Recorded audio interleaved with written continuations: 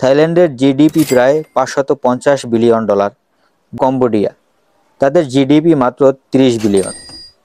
প্রধান আয় উৎস গার্মেন্টস আর পর্যটন। সামরিক শক্তিতে থাইল্যান্ড অনেকটাই এগিয়ে আছে। দুই প্রতিবেশী দেশ কম্বোডিয়া এবং থাইল্যান্ড, একই অঞ্চল, প্রায় একই সংস্কৃতি, কিন্তু আজ তাদের শক্তি, অর্থনীতি ও প্রভাব একেবারেই বিপরীত। চলুন দেখি কে কতটা এগিয়ে আছে। প্রথমে আসি সামরিক শক্তির দিকে। থাইল্যান্ডে রয়েছে আধুনিক এয়ারফোর্স, F-16 যুদ্ধবিমান, সাবমেরিন, ফ্রিগেট সহ প্রায় 3 লক্ষাধিক সেনা। অন্যদিকে কম্বোডিয়ার সামরিক বাহিনী বেশ ছোট, প্রায় 1 লাখ সৈন্য, আর সামরিক সরঞ্জাম অনেকটাই পুরাতন।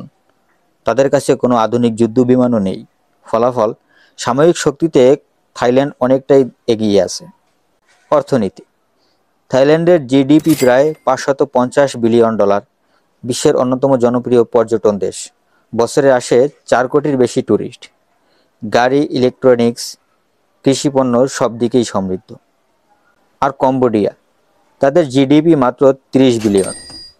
প্রধান আয় উৎস গার্মেন্টস আর পর্যটন, তবে তারা এখনও উন্নতশীল দেশের কাতারেই রয়েছে। অর্থনীতিতে থাইল্যান্ড টপ লেভেলের, আর কম্বোডিয়া অনেকটাই পিছনে। আন্তর্জাতিক প্রভাব, থাইল্যান্ড এসিয়ানের প্রতিষ্ঠাতা সদস্য, যুক্তরাষ্ট্র ও চীনের সঙ্গে দারুণ সম্পর্ক। এদিকে কম্বোডিয়া অনেকটাই চীনের উপর নির্ভরশীল। থাইল্যান্ডে বিশ্বসভা, সামরিক মহড়া, আন্তর্জাতিক কনফারেন্স সব কিছুতে দেখা মেলে তাদের সক্রিয় অংশগ্রহণ। তাই প্রভাবের দিক থেকে থাইল্যান্ডই সুপার পাওয়ার। সাময়িক, অর্থনীতি, আন্তর্জাতিক প্রভাব, 3 দিক থেকেই থাইল্যান্ড অনেক দূরে এগিয়ে। তবে কম্বোডিয়াও থেমে নেই। নতুন প্রজেক্ট, অবকাঠামো, উন্নত আর পর্যটনের তারা ধীরে ধীরে এগিয়ে আসছে। তবুও প্রশ্ন রয়ে যায়, আগামী দশকে কি কম্বোডিয়া থাইল্যান্ডকে টপকাতে পারবে?